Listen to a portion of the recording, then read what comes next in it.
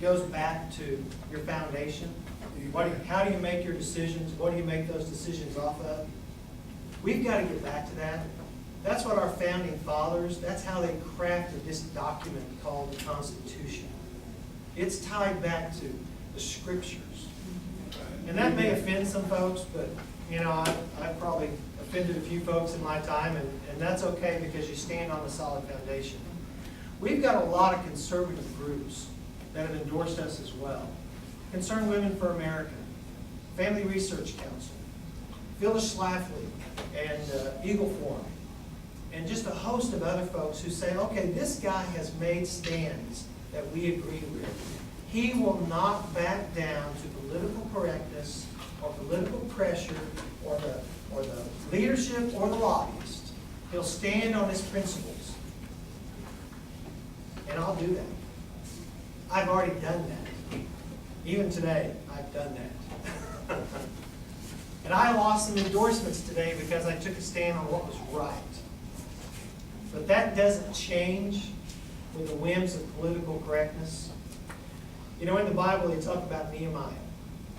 And he talked about, and you're probably familiar with the story of the walls of Jerusalem had fallen down.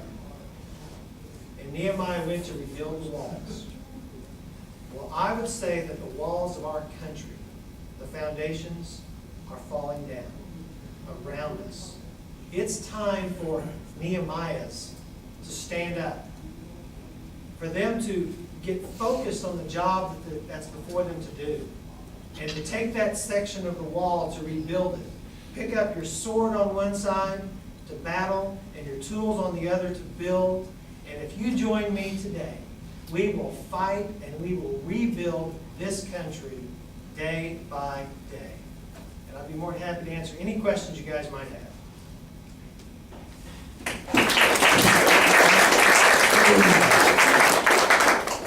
Before you realize, I'm sure you do, there's 435 other guys.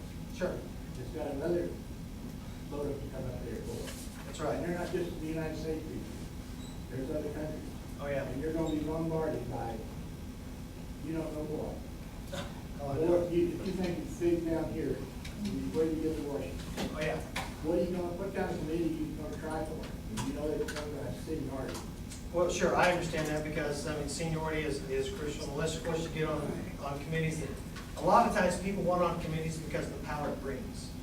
One of the committees that I would like to probably be on is the government oversight. And the reason being, currently I chair the Administrative Rules and Government Oversight Committee on the state level. And I've seen, in fact, last year, I authored a bill that was passed and signed by the governor that brought into control some of the rulemaking. Well, it changed the rulemaking process totally in the state legislature. Because what agencies do and boards, through the rulemaking process, they're making law. And there's not an elected official that's overseeing that. And they do that on the federal level as well. And passed a piece of legislation that had a fee increase, or if it was a scope of, or if it was a rule of law or a scope of practice, we actually had to pass laws in the affirmative for those things to happen. And one of the big changes last year, before this bill went into place, the Healthcare Authority, which is the biggest abuser of Obamacare, in 1 week they had 54 rules that my committee had to go through. That stack was this tall. That was just 1 week's worth of rules. But they did that because they knew we were going to change the way the rulemaking process happened. This year, since their rules have to be approved, I think it's been like this. That is a dramatic change of how government is done.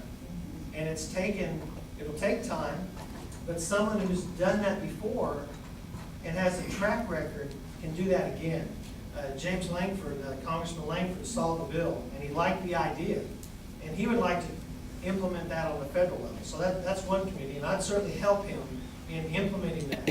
Because that's the way you're going to push back against the agencies. That's the way you're going to be able to push back against the departments. Let's put the power back into the elected officials because, you know, if they do something wrong, we can send them home. But some unelected bureaucrat that sits somewhere else that we don't even know where he is, he's insulated from any kind of effect. Natural resources is probably another committee that I'd like to be on, just because Oklahoma has an abundance of natural resources. I've tried not to count my chickens too much because I'm running the race to win, and then look at that. But I understand that a lot of it's seniority. I also know that found out from a congressman that the Intelligence Committee, in order for an individual to sit on the Intelligence Committee, they had to raise $750,000 for the party to sit on a committee. To sit on a committee, $750,000 heard directly from a congressman. That ought to be wrong. Bob Brown was elected in office. Years ago, you know where they put him? On the back row. Did you get the cake? Nobody even spoke to him for 2 or 3 weeks. Yeah. You know, and you're looking at 435 people. Yeah, but you find people of like mind, and one person finds 10 people, and then you've got 10 voices instead of one. And I think you saw that with the Tea Party candidates that were elected. There were 62 of them. Were they able to stop some stuff? Yeah, they were. Were they able to slow down some stuff? Yeah, they were. Were they run over a lot? Yeah, they were. But you become a force by joining with like-minded people.